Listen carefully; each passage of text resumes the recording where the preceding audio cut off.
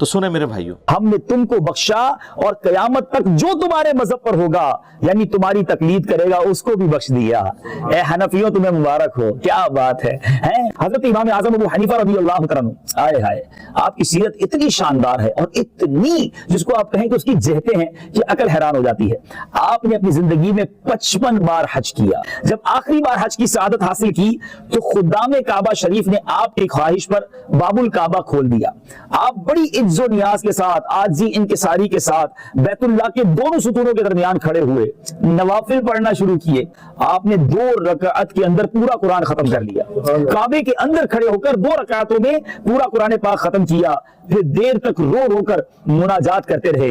آپ دعا میں تھے کہ بیت اللہ کے ایک گوشے سے، ایک کونے سے آواز آئی، تم نے اچھی طرح ہماری پہچان حاصل کی اور خلوص کے ساتھ خدمت کی۔ ہم نے تم کو بخشا اور قیامت تک جو تمہارے مذہب پر ہوگا یعنی تمہاری تقلید کرے گا اس کو بھی بخش دیا۔ ہم نے تم کو بخشا اور قیامت تک جو تمہارے مذہب پر ہوگا یعنی تمہاری تقلید کرے گا اس کو بھی بخش دیا۔ اے حنفیوں تمہیں مبارک ہو، کیا بات ہے۔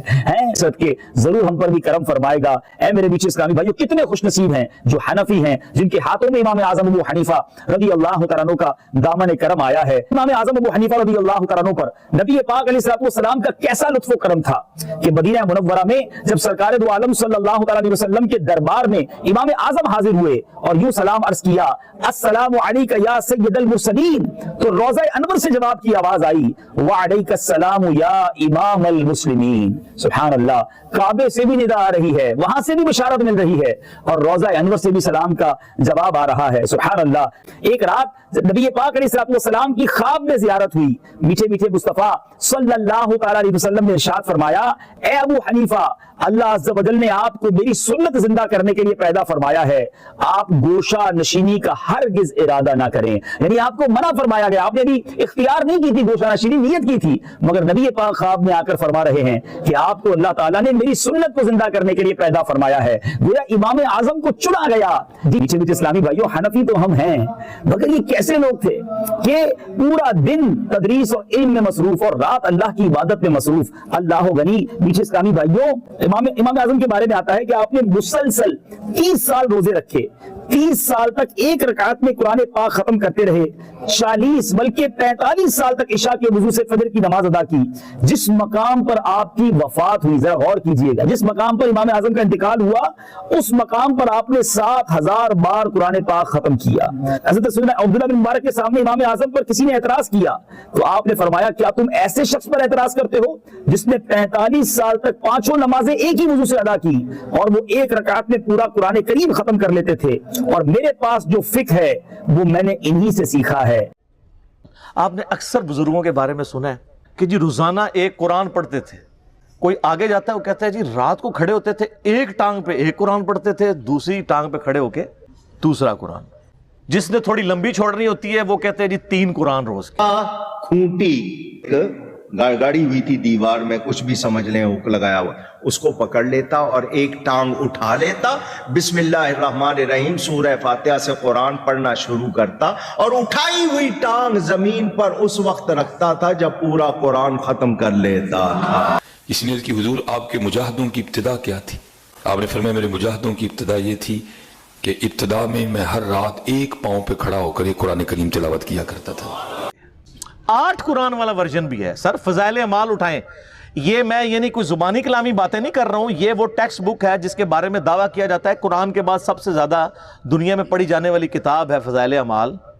تو یہ فضائل اعمال میں لکھا ہوا ہے میرے بھائی کہ ایک بزرگ تھے روزانہ ایک قرآن پڑھتے تھے، ایک اور بزرگ کا لکھا ساتھ کہ وہ 3 قرآن روزانہ پڑھتے تھے، پھر آگے کہتے ہیں 8 قرآن بھی روزانہ پڑھتے تھے، اور پھر لکھا کہ امام ابو حنیفہ رحمہ اللہ تعالی رمضان شریف میں 61 قرآن پڑھتے تھے۔ 61 کی گنتی وہ کہتے ہیں ایک قرآن دن میں ایک رات میں، کتنے ہو گئے 60، اور ایک تراویح بھی۔ ہاں جی، ایک 8 تھا، پھر تاک کرنا تھا نا انہوں نے، تو بارہ لوگ کہتے ہیں 61 قرآن امام حنیفہ رحمہ اللہ۔ یہ فضائل اعمال میں لکھا ہوا ہے۔ یہ بابوں کا تعارف ہے قرآن کے حوالے سے، اور ایک کتابوں کا تعارف ہے۔ سر جامعہ ترمذی میں حدیث موجود ہے، اللہ کے محبوب صلی اللہ علیہ وآلہ وسلم نے فرمایا، جس شخص نے 3 دن سے کم میں قرآن کمپلیٹ کیا، مکمل کیا، اس نے قرآن کے فہم میں سے کچھ بھی حاصل نہیں کیا۔ یہ ان کو کہہ رہے ہیں جن کو عربی آتی تھی، تو انہوں نے عربی آندھی بھی کوئی نہیں. جن کو عربی آتی ہے ان کو کہا جا رہا ہے 3 دن سے کم میں قرآن مکمل کیا تو فہم اس کا حاصل ہی نہ کیا. تو یہ جو 8 قرآن روزانہ کر رہے ہیں یہ کس سنت پہ عمل کر رہے ہیں؟ اپنی وشفل تھنکنگز میں سرگرداں ہیں. اور اس سے بھی مزے کی بات صحیح مسلم میں حدیث ہے، نبی علیہ السلام نے صحابہ کرام سے فرمایا، یہ حدیث بخاری میں بھی ہے لیکن مسلم میں ڈیٹیل ہے، بخاری مسلم دونوں میں ہے، کہ بھلا بتاؤ تم میں سے کسی شخص کی استطاعت ہے کہ وہ ایک رات میں 1/3 قرآن پڑھ لے، یعنی 10 پارے. آج کی ڈیٹ میں پارے اس زمانے میں تو نہیں تھے. تو صحابہ کرام نے کہا کہ یا رسول اللہ کس کی استطاعت ہوگی کہ وہ رات میں 1/3 قرآن پڑھ لے؟ ہائے ہائے ہائے ہائے ہائے. سر ہے استطاعت، فضائل مال میں 8 والے بھی آ جائے، لیکن صحابہ کرام تو بزرگ نہیں تھے نا، آپ کو پتا ہے وہ تو کامل الایمان مومنین تھے. یہ کہانیوں والے ہیں، وہ کامل الایمان اے کہانی باز. تو صحابہ نے کہا یا رسول اللہ کسی کی استطاعت نہیں. تو آپ نے فرمایا کہ سورۃ الاخلاص پڑھ لو، یہ 1/3 قرآن کے برابر ہے، 1/3 قرآن کے برابر ہے. اپنے نظریات کے اعتبار سے بھی، کیونکہ قرآن حکیم کا 1/3 عقیدہ توحید ہے، اور چونکہ سورہ اخلاص توحید کی جڑ ہے، اس اعتبار سے بھی تعلیمات میں بھی یہ 1/3 ہے قرآن کا، اور فضیلت میں بھی.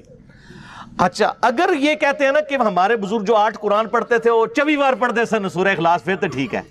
8 × 3 = 24. 24 ٹائمز اگر سورہ اخلاص کوئی پڑھ لے اور 8 قرآن روزانہ کے، اگر یہ کہتے ہیں پھر تو ٹھیک ہے. لیکن آپ کو بھی پتا ہے کہ انہوں نے یہ نہیں کہا ہوا، کیونکہ اس پہ پوری رات ایک ٹانگ پہ کھڑا نہیں ہونا پڑتا. سورہ اخلاص اگر کسی نے پڑھنی ہے 3 دفعہ کتنا ٹائم لگتا ہے. اور آپ کو ایک اوریجنل مدنی لطیفہ سناتے ہیں. یہاں پہ جیلم ہمارے شہر کے اندر تبلیغی مرکز ہے. کبھی کبھار میں زور کی نماز میں وہاں چلا جاتا ہوں، تو زور کی نماز کے بعد نا فضائل اعمال کی تعلیم ہوتی ہے. اب وہ عالم دین ہے جو وہ فضائل اعمال پڑھ کے سنا رہے ہوتے ہیں، اور سامنے مدرسے کے بچے بھی ہوتے ہیں. تو میں نے اپنے بچوں کو پابند کیا کہ تم نے بھی سن لیا کرو تعلیم نا. اب میرا ایک بچہ ماشاءاللہ 10 سال کا ہے اور ایک آلموسٹ 11 سال کا. تو یہ میں 5-6 مہینے پہلے کی بات کر رہا ہوں. تو ہم درس سن رہے ہیں نا، تو یہی والا جناب وہ فضائل قرآن والا آ گیا جی، ایک بزرگ 3 قرآن روزانہ، ایک 8 قرآن، اور یہ 61 قرآن. اب میں جب بیٹھا ہوا درس سن رہا نا تو میں بچوں کی طرف دیکھ رہا، میں نے کہا کہیں یہ بھی وہی تو نہیں سوچ رہے جو میں سوچ رہا ہوں. خیر بعد میں ہم جب موٹر بائک پہ بیٹھے، میں گھر آنے لگا تو میرا بچہ مجھے کہتا ہے احمد، کہتا ہے بابا یہ باقی باتیں تو ٹھیک تھی، ایک بندہ روزانہ 3-8 قرآن کیسے پڑھ سکتا ہے؟ تو میں نے کہا بیٹا یہ کہانی تھی، اس کو چھوڑ دو، باقی باتیں لے لو. لیکن میں یہ سوچ رہا تھا کہ 80 لوگ اس عمر ہی ٹگے سن ڈنگر، کیونکہ ہماری تربیت نہیں ہوئی تھی. اور آج کل کے بچے سوچتے ہیں، کیوں سوچتا ہے؟ اس نے قرآن کئی دفعہ مکمل کیا، اسے پتہ ہے یہ اتنی موٹی کتاب ہے، یہ 8 دفعہ روزانہ کیسے پڑھی جا سکتی ہے. اب لاکھ کسی کو کہتے رہے جناب انج کر کے پڑھ لی، انج کر کے پڑھ لی، کیسے منوائیں گے؟ اور میں نے تو احادیث سے ثابت کر دیا کہ صحابہ کرام علیہم رضوان بھی کہہ رہے ہیں کہ کس کی ہمت ہے کہ رات میں 1/3 قرآن پڑھ لے. تو نبی علیہ السلام نے وظیفہ دیا ہے سورہ اخلاص کا. تو ہم تو یعنی یہ ساری مثالیں آپ کے سامنے اس لیے رکھتے ہیں کہ آپ کم از کم مرنے سے پہلے اے مسلمان کر لے اس پہ غور. کتابوں کا خدا اور ہے، بابوں کا خدا اور.